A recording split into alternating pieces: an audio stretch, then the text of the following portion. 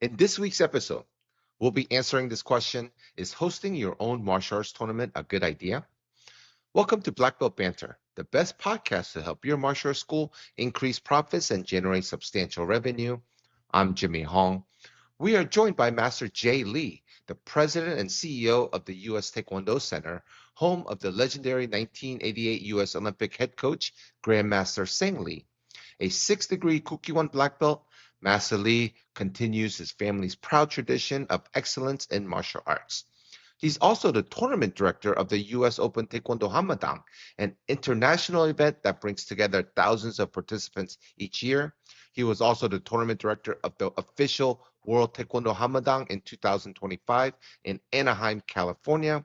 With decades of experience as an event organizer and tournament director, Master Lee knows firsthand what it takes to run a successful tournament and what pitfalls to avoid. Master Jay Lee, welcome to the show. We're thrilled to have you with us today. Let's kick things off with a bang.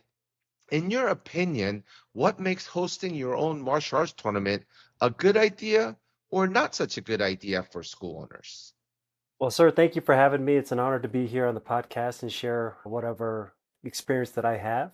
I think it definitely hosting a tournament can be beneficial if it's done the right way. And I think it boils down to the purpose and mission of your organization. I think for our philosophy, we believe that Taekwondo is really a vehicle for personal development. And personal development, obviously, we know Taekwondo, it teaches self defense, physical fitness, exercise, stress relief. But the greater lessons that Taekwondo shares is the respect, the discipline, the goal setting, perseverance, confidence, etc.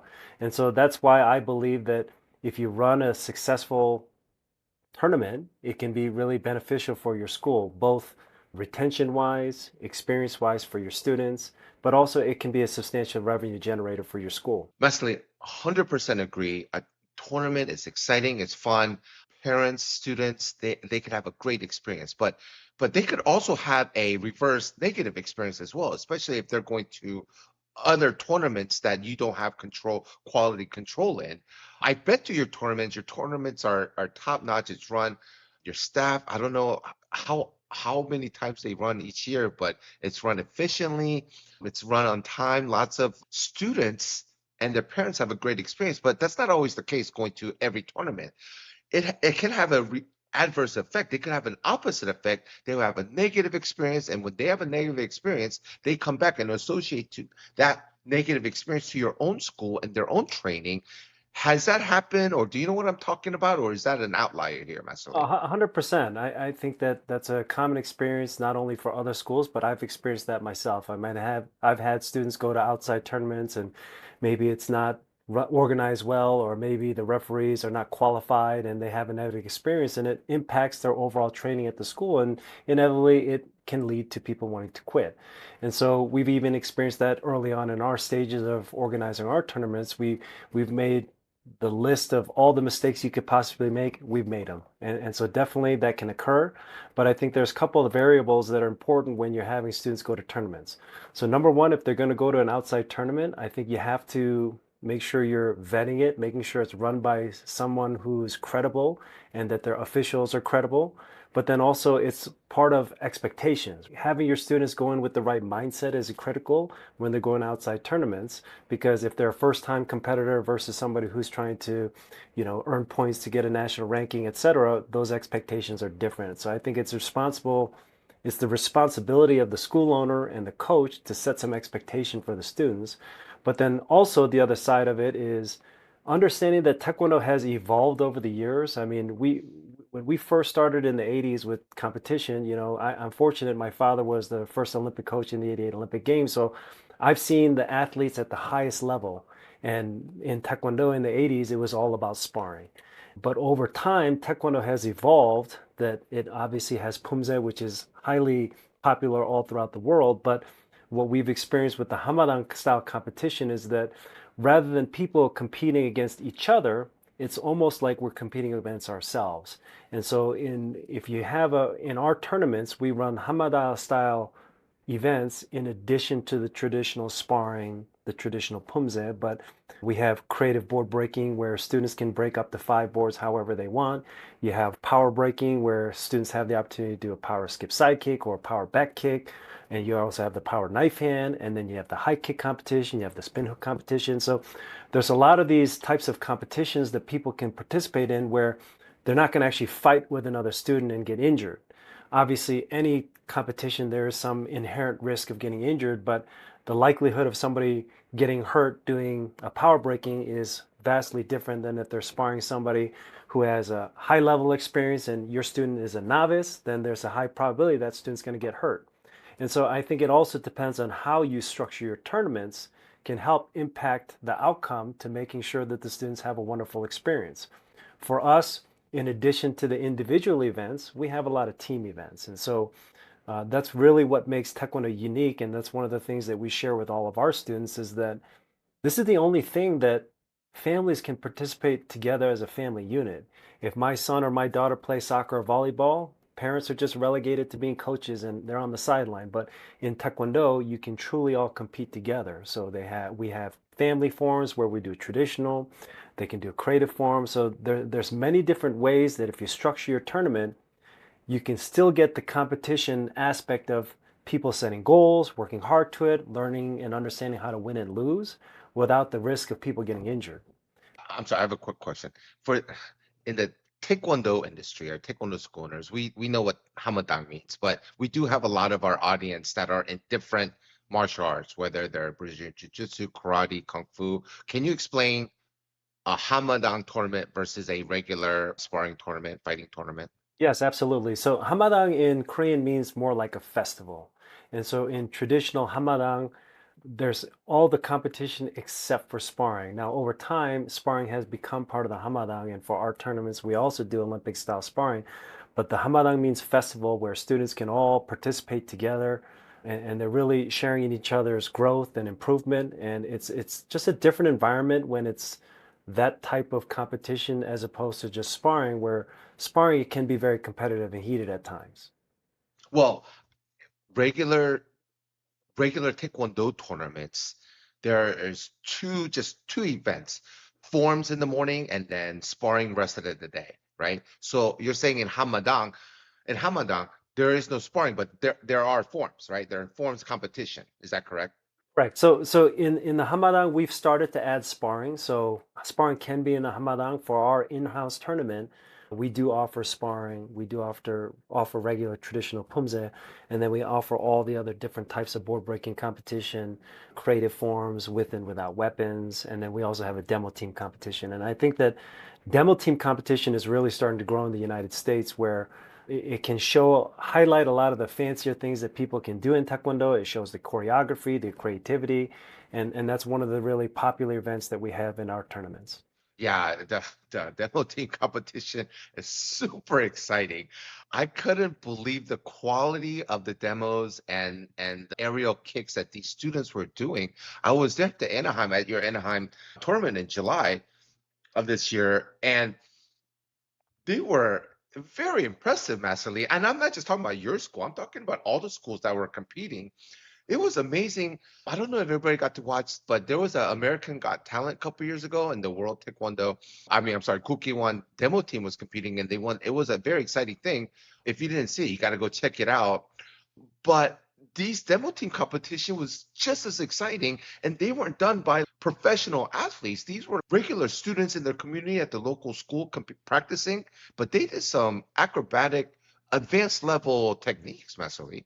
Yes, sir. I mean, it's pretty exciting what these teams can come up with, and you have this movement in the United States that demo team is really starting to grow, and I think that a lot of people are putting a lot of time into it, and so it's definitely exciting to see, and it's fun to see all the creative things that people can come up with.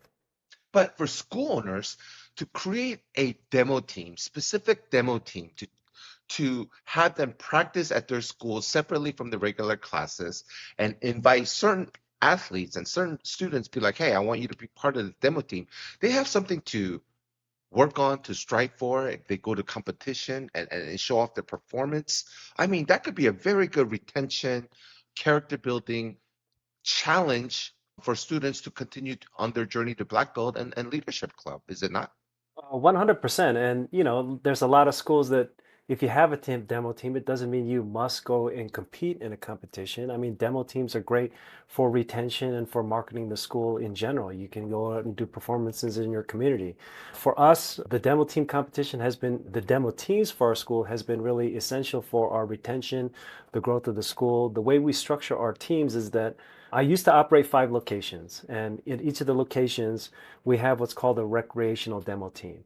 And so each 5 locations, you have their own separate demo team. And then we have a higher level team where we take some of the best athletes of all these teams, and that team practices separately. And that's our team that goes and represents our school at the USAT national championships and other national championships throughout the country. And so for us, the way we structure our demo teams is that you must be a member of our Black Belt Club program or one of our higher programs.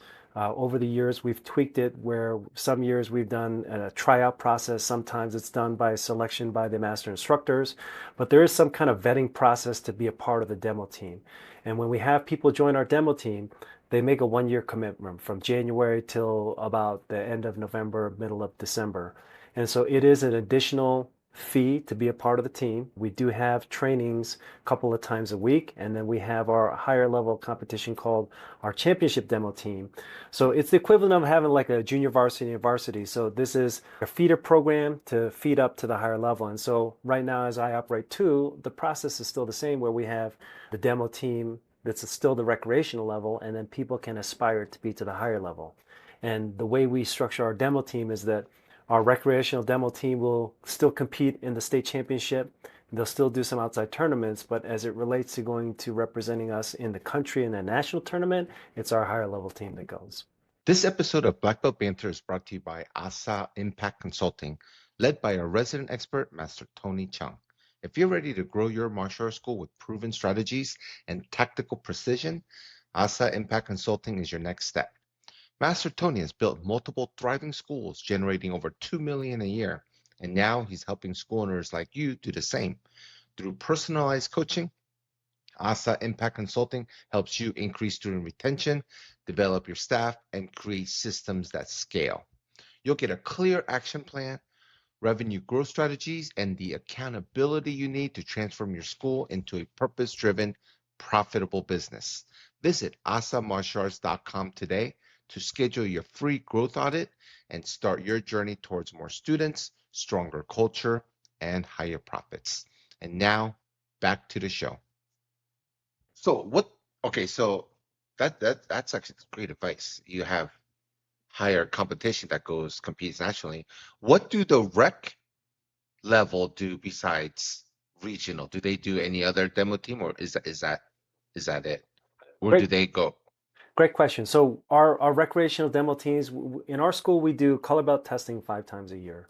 So our recreational demo teams will perform at the color belt testings, and then there'll also be local events that they'll participate and put on performances, and then we do have them compete at the state championship as well.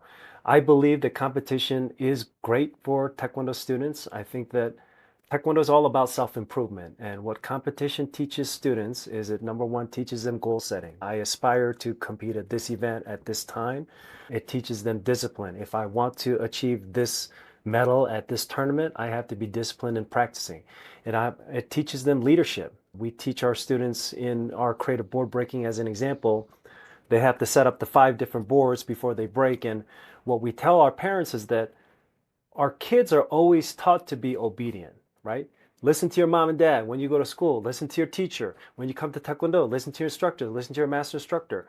And kids are always taught to be obedient, but there's a certain time in our children's lives that they learn have to then be in charge and take charge. And so in our school, we have the kids come up and they say, hey, I'm going to do a hammer fist here. I'm going to do an axe kick here. I'm going to do a roundhouse kick here. So the kids are really showing their leadership skills and building their confidence in that way. So that's an example how we share with our families in our school how competition leads to confidence and leadership. And then we also have to teach our kids how to win and lose. I think that's one of the things that is often lacking our society. And some people say it's the teacup generation, that the kids, they're just so fragile. And anytime something doesn't happen, they break down and cry. And I believe learning how to win and lose is an important part of life. And life is not fair. Things are not always going to go perfect. And often kids are never taught how to lose. Not that we want them to lose, but we want to teach them that if they lose, they don't win a competition, then you got to work harder to achieve that next thing. And I think that's a very important life skill. And then the other benefit that we see in our schools as far as organizing our tournaments is that it helps build community, it helps build community service. I mean, we are very fortunate in our school. We have tons of students. They serve on what's called our organizing committee. They each take a different section of our tournament, and it really shows their community service to the school, to the community, and then also builds their leadership skills as well. So I think there's tons of benefits of hosting a tournament, but it has to be done in the right way. It has to align with the mission of your school, the philosophy of your school, and then you have to structure things in the right way, and it can be highly successful. I completely agree with everybody. I'm just so sick of every child getting a participation award of some kind. I mean, I mean, with when there's like seven kids competing and everyone gets some kind of a medal, it's just ludicrous, massively. I mean, it devalues the first, second, third place of the competition and just everybody getting a participation. It really irritates me for some reason, massively. But I mean, this is fascinating because we're actually talking about, Well, I was going you to know, give you a participation medal for putting on this podcast. I have so many of them. I've never gotten a gold. All participation medal, and I have a room full, so I'll show you next time. But it's fascinating because I wanted to talk about hosting a tournament as a school owner, but you're absolutely right. It's the experience of your students that's very impactful for the school. But going back to the hosting part, okay, so for someone who is just starting off and thinking about hosting a tournament, what do you recommend? What do they need to do first? What are some of like main criteria that they need to make sure it's checked off before they even attempt and think about doing it? Well, I think there's a lot of different layers on if you're going to host your own tournament. I think that the first thing is when you set up a tournament, you have to set it up at the right time of year. I think for our schools, what we always do, we're actually starting the process now. October, November, December, I'm planning out the entire 2026 calendar. So I think that's the first thing is setting at a time that's going to be convenient for your families and community. I think the number two thing is making a decision if you're going to do this as an in-house tournament or a tournament that outside dojangs can participate in. So for me, I host two types of tournaments per year. We have one that's open to the public that others outsiders can come to, and then the second one, which we have coming up in a couple of weeks, we always do it in November, is our in-house tournament. And that's just our students only. So that's the next step is figuring out how you want to actually run your tournament. Then from there, I think determining where you want to, how many events you want to do, what you want to focus on. For me, I have probably close to 20 different events that people can sign up for. So you have the traditional sparring, you have traditional forms. We actually also do sport Poomsae, we do pairs Poomsae, we do family Poomsae, and then the list goes on and on. But as a school, you have to decide if you want to just focus on sparring. Do you just want to focus on forms? Do you just want to do board breaking?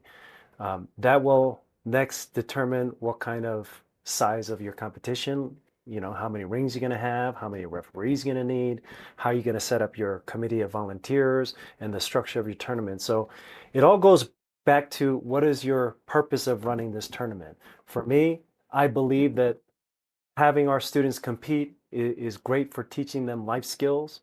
I think it's great for retention. I think it's great for community. So as a school owner, if you believe those things, if you know what you want to identify as your goal as of out of having a tournament, then you can structure the tournament in the way that is going to match your goal and vision of what you're trying to accomplish. So when you have all those categories that your students can participate in, what is your class like? Are all the classes are in preparation to the tournament, or do you have do you provide extra classes for them to prepare for the tournament and you have regular class going on? How does that work? That's a really great question. And so the way we structure our school is that um, I talked earlier a little bit about how we structure our demo team. So I essentially have two demo teams. I have a recreational demo team, and then I have a championship demo team. And these are the only students that can go to outside tournaments. In addition to that, we have a sparring team, and then we have a Poomsae team. So we essentially have four different teams. So these four teams, they are the only ones that go to outside tournaments. They all have separate trainings throughout the week. And then part of the agreement when they join our program in January is they commit to competing in XYZ tournaments that we have decided we're going to go participate in. And so for our in-house tournament, that's one of the requirements is they're going to compete at this tournament. And so that's one of the ways those four team members prepare. But then that only makes up maybe 10% of our student population, 5% maybe. Then there's the rest of the percentage of the school. And so how we prepare for that is that we're actually doing a lot of the same things that they're going to do at their belt test that they would do at the tournament. Mm. And so an example is that they're going to do Poomsae for their upcoming belt test in December. And so we tell the students, hey, we're going to practice this Poomsae for the belt test, and then you can do the same Poomsae at the tournament. So you're really accomplishing two things at the same time. And then we can also, let's say we are practicing one form for the entire class, and then we teach it, and then we can split them up into groups. So then we'd have an instructor go with these kids, and then we have a family go over here, and then mix in these moms over here, and then these dads over here. And so then we'll give them 10 minutes to practice that Poomsae. And then they're helping prepare for their belt test. They're learning their Poomsae, but then also we're showing them, hey, look, doing this as a team, doing this as a family unit, it can be a lot of fun. And so that's also practicing for the tournament at the same time. Another example is that in the creative board breaking that we do, the students can break up to 5 boards however they want. And every belt test for us, we have our students break a board. And so what we'll do is, right now, we're in the middle of that process. I'll just make sure that we make a routine that the whole class practices, and included in that routine, one of the board breaks is what they have to do for their belt test anyways. So that way they can prepare for the creative board breaking. We'll also practice for high kick. We'll have the whole class practice just how to do a running, jumping front kick. And eventually students are all going to need to learn that. So in other words, we'll take parts of a certain portion of the class and practice their curriculum, which is also secondarily practicing for the tournament. And then we'll also take some time at the last 15 minutes of class and we'll break out and say, hey, if you want to do the power knife hand, you go over here. You want to do the high kick over here. You want to do the power breaking over here. We'll have our instructors float around and coach people through on improving those skills. And so that's how we prepare the mass of our student population to compete. And then if you have students who want to do the Poomsae or the sparring class, we also do have a Poomsae and sparring class that are outside of the team. So if you're not a member of the team, we just have specialty Poomsae class, specialty sparring class, so then people can choose to take more of those classes if they want to compete in that specific event for the tournament. That's fascinating because you're adding additional curriculum that the students could challenge themselves and practice for. It's not just your regular blue belt curriculum, but you're adding additional challenges, additional curriculum for them to strive and keeping your curriculum fresh and for the students to get better and compete in. Very fascinating, Master Lee. It's 100% true. I mean, I don't remember who came up with it. It was somebody smarter than me, but they say, hey, if you're There's teaching, so many people that, I thought you were giving me a participation medal. Come on. you get a participation medal on the intelligence factor, Master Lee.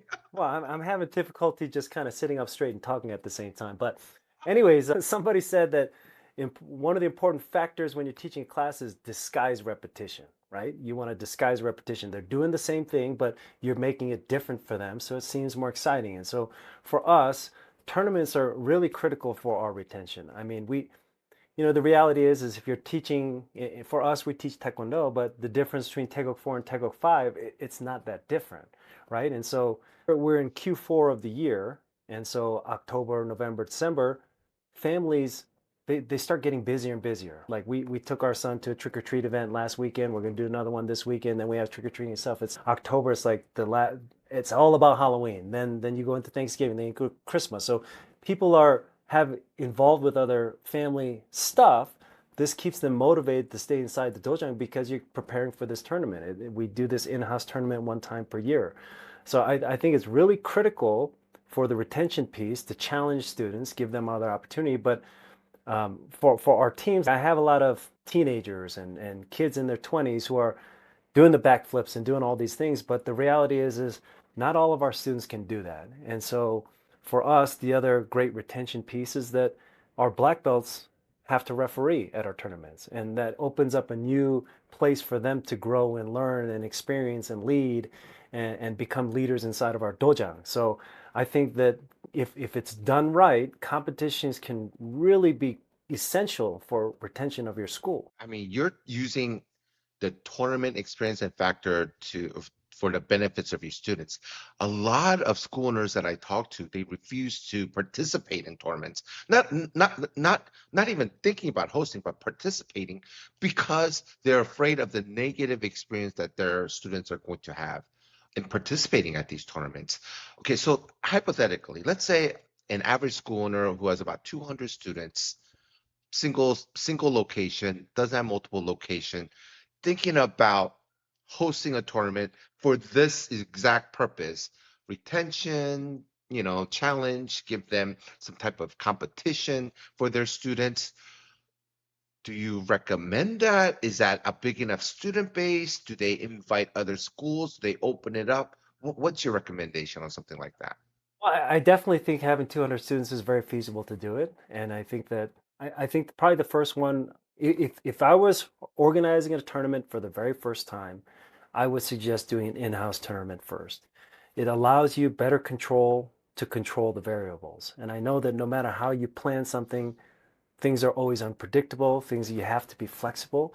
But I think when you start bringing in outside organizations, it can lead to some challenges. So if I were advising somebody or telling myself, that's what we did first, is we did an in-house tournament first, and I was fine with 75 to 100 athletes. But I think with the 200 student population, I think that's definitely more than enough. I think that you can structure it in a way that you limit the number of events that you host. But I also want to comment on what you said. I mean, I think that there are definitely negative sides of running a tournament. There's a lot of time and effort that goes into it. You have to manage those expenses and have to manage the people really well. So um, it's definitely not all glamorous, but I think again, if it's done in the right way, I think that the what you get back is going to be more than what you put into it. If you're running, okay, so let's go with your suggestion of doing it in-house first. Do you recommend they do it at their school location or do they rent out a facility like a gym? Well, I think, well, if you're in California, then you got to rent out a facility, right? Because California is like 1 or 2,000 square feet. And so I think Correct, it correct. depends Because on the size of the school. But I think we've been fortunate that our schools have enough square footage that our very first in-house tournament, we did it inside of one of our locations. and your location is 6,000 necessarily? So right now, my one location is 9,000 square feet. The other 9,000. one is 7,500 square feet. But when we did our Which very is which is first one, huge. it's very large. We're very fortunate Yeah. for sure. But if you have a 2,000 square foot space, then it's probably going to be very difficult to do that. And you can rent out a gym or something like that. But it goes back to one of my original points of setting it at the right time of the year. So an example for us is that if you want to get a high school gym at this time of year is really tough because the high schools, they have to prioritize their own sports. If they have a volleyball or basketball season, if that team does well and they may have to go to the playoffs, they're going to not allow you to use the space. So making sure if you are going to use a high school or a middle school gym, scheduling at a time that you know that they will commit to you, and having the right space, I think is also depending on what your goals are. I mean, there's of course additional revenue streams when you're running a tournament as well. Like if you rent the gym, then they'll just let you have the gym, and you could do whatever you want in there. So that means you can sell concessions, you can have a sponsor fee to have a vendor come out and do food trucks. You can share in the revenue, etc. But if you rent the place that has a proprietary use that you must use their food and beverage services, you must use their kitchen, etc., that'll impact your revenue and your cost will go up as well. So I think if you're starting out for the very first time and you're just running a smaller in-house tournament, I would suggest just doing it at a local school where you can control all those things. You can try to keep your costs down, and it'll help make sure that your event is successful for the very first time. And it doesn't have to be high school. It could be middle school or even elementary school. Is that correct? Definitely, And definitely. would you recommend something in the summer when there is no school going then? Yeah, Because during summer school, I mean, there's summer classes, but it's not as busy as you said, winter sports. yeah, I think definitely hosting it in the summertime can be very beneficial, and it also depends on your community. In Colorado, our kids are getting out of school at the middle of May. And I know in the Mm, East Coast, a lot of them are not until middle of June. And mhm. so for us, we often do our tournaments in July. And it has its pluses and minuses because in July, you have a lot of families who are traveling out of town for the summer vacation, but at the same time, it doesn't have as many conflicts. So for us, June could be okay, July could be okay. August is not okay for us because some of our school districts are actually starting school at the beginning of August. So I think it really just depends on your community, how the school calendar is laid out, and how you feel your student population interacts in the summertime. So for us, I have two locations. One location is a little more affluent community than the other. That more affluent community, we see a bigger dip in attendance because they have the means to go on vacation more often than the school that doesn't have as much. So it really just depends on your community, but those are some of the factors that you should look at on when you decide to have your tournament. And then, of course, the next step is if you do believe that in the future you want that tournament to include outsiders, you should begin with the end in mind. You should plan to say, okay, well, I can't just think about my school. What's going to be good for the rest of schools in the area if I want them to compete? Because you don't want to have it say, okay, let's just use an example. Put it on Memorial Weekend, and then the next summer you put it over Fourth of July, and then next summer you put it on August. If your goal is to get consistency of outside schools to support and consistency for your students, you should try to pick a time of year that'll always be around the same time of year. That really helps for families and school owners for planning purposes. What about what about the let's say go back to the original hypothetical of that 200 student count single school owner. What about if they have because we all know each other, they have a friend in a nearby area, right? Or they have two friends in a nearby area. Do you recommend just keeping it still in-house or inviting your friend's school or two schools and be a three-school in-house tournament? Is that the same thing, or because then you're essentially tripling your participants in your inaugural tournament, or do you still recommend keeping that in-house? It's a great question. I mean, I'm probably not the right person to answer that question because I've never considered doing it that way. So I don't have firsthand experience on if that can go well or if it doesn't go well. Because Um, you know that other master instructor, he's your friend, right? And you have a relations with them, a positive relation. So it would almost be like an in-house. It's not somebody just you randomly invited. It's true. Yeah, I mean, I definitely think that it can be done successfully if the relationship is good and the expectations are clear and you write down things so there's misunderstandings. But, there's also some people have said, hey, you don't want to do business with your friends because if something doesn't go as planned, then you could have a conflict with your friend. And so I've never done it before. I'm sure there's tons of people who have been very successful at it. Just theoretically speaking, if you do go down that right, my suggestion would be is just make sure you put things in writing to make sure there's no misunderstandings because, you know, when money gets involved, you could have a misunderstanding and no friendship is worth five, 10,000, $20,000. It's just making sure those expectations are clear so you work together as a team. I just want our audience to know the type of tournaments that Master Jay Lee operates. I mean, when he's talking about sponsors, he's not talking about some high school little sponsors. He brings in just sponsors, concessions, revenues that is not just from the participation fee, but all sorts of extracurricular that he involves us. Can you elaborate on that, Master Lee? Yes, sir. Well, just so you know, I mean, we do smaller level sponsorship as well, so it's not all big. It depends on which tournament we're talking about. Like as an example, our in-house tournament is a pretty small sponsorship level, but our national tournaments can be much higher. And so I'll start with the big and then I'll go down to the low. So for our bigger sponsorships, we provide a sponsor packet. And so we have a presenting sponsor, we have a gold sponsor, then we have a silver sponsor, and then we have a bronze sponsor. And the presenting sponsor, they'll have an opportunity to, at all of our tournaments, we have an opening ceremonies and we have this parade of athletes where students will all come in together. And then we'll have a big demonstration team performance. At the US Open Hamadang, we've had people like the Korean Tigers or one of the top universities from Korea. And so we have an opening ceremonies, we have this captive audience of thousands of people. And so the presenting sponsor will have an opportunity to address and promote their company at that time. And then all of our marketing materials will have them as listed as the presenting sponsor. So you'll have the badges, the program book, all the signage throughout. It'll be presented by Kia as an example. And so And Kia was actually one of the sponsors of the Kia was previous. one of our sponsors. I mean, there was And one Kia is year, a huge, huge company. That's huge crazy. company. Yeah, like one year we worked with a nonprofit and they gave away a Kia car and we raised some money for a local nonprofit selling raffle tickets for that. So That's so it that's was pretty crazy. cool. I mean, it was back in the day where they had, I don't know if you guys remember, they had those Kia hamsters. Do you remember Yes. that? Yeah, I and mean, they you're did old, it. so you should remember that, right? I do. I remember so well because they're promoting the car, the Soul, Kia Yes, the Soul, Kia Soul, that's right.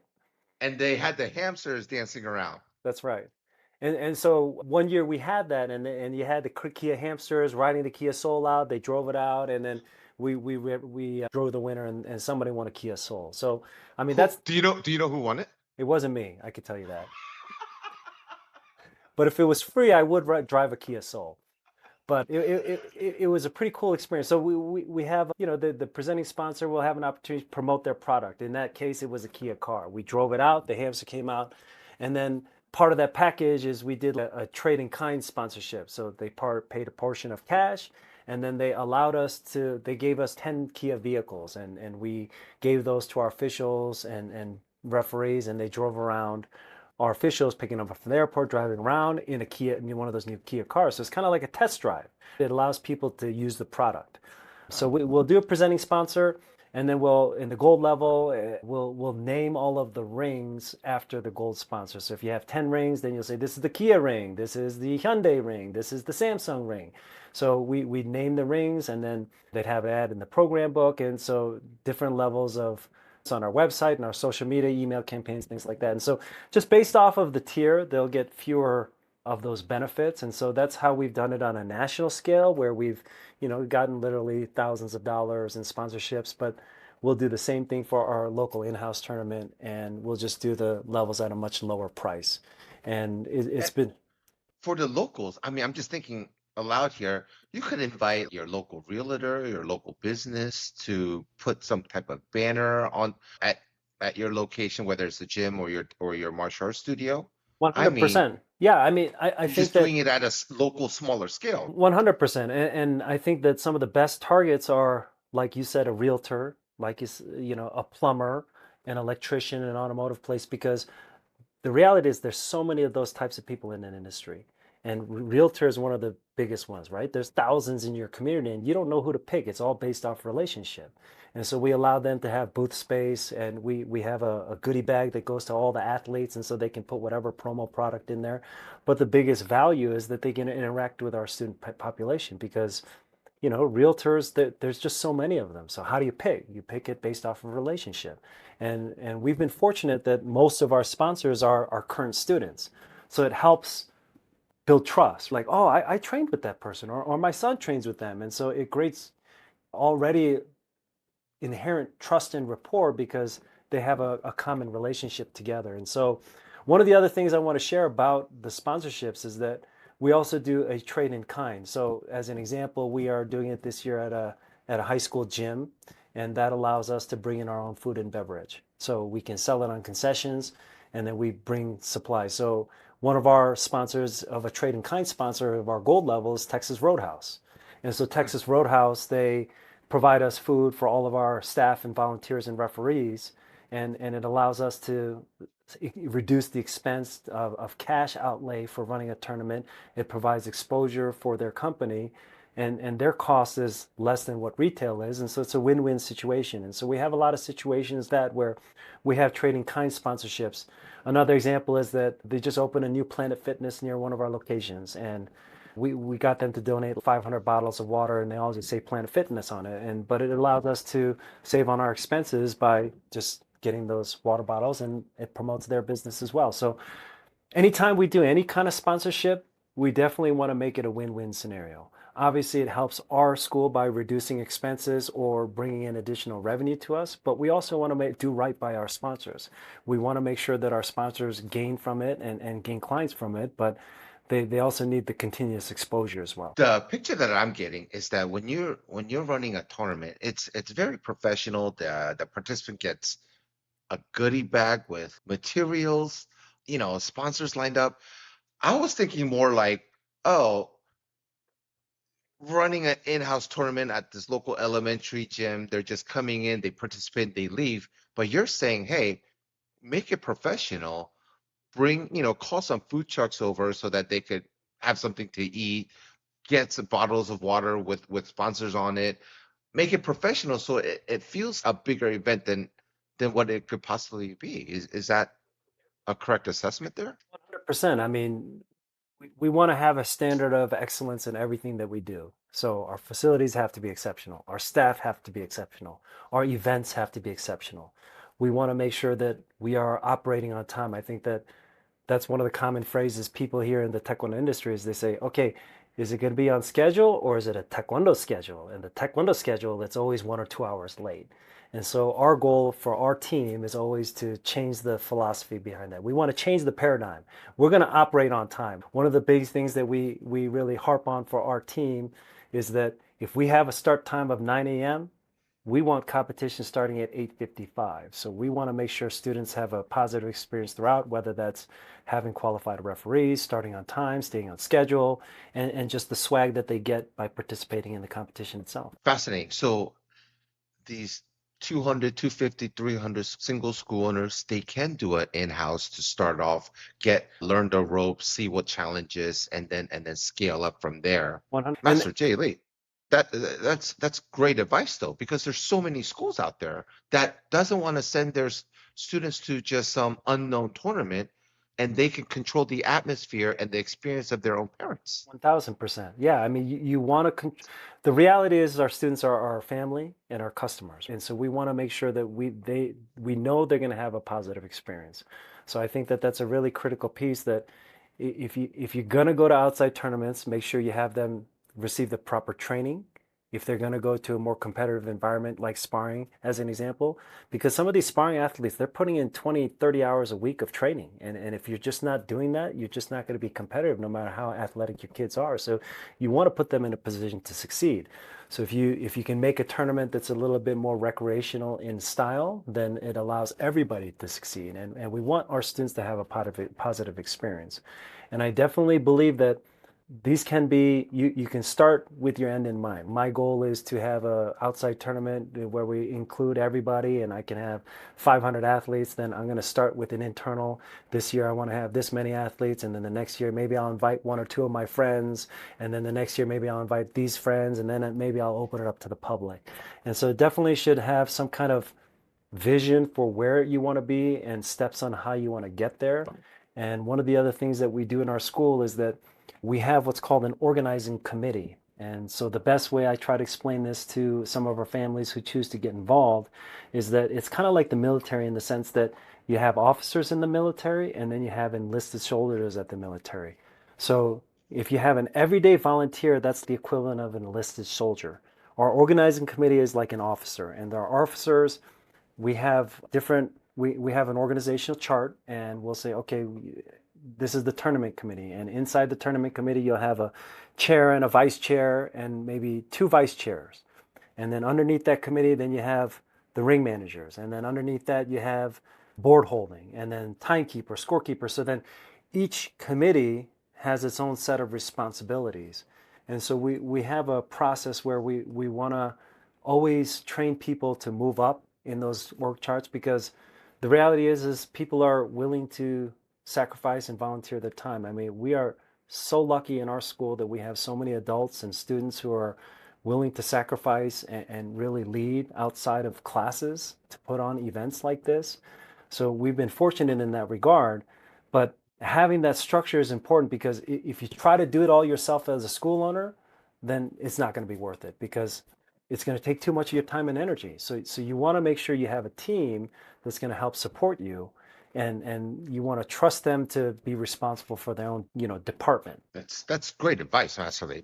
Great advice. Okay, last subject, and then let's close the show.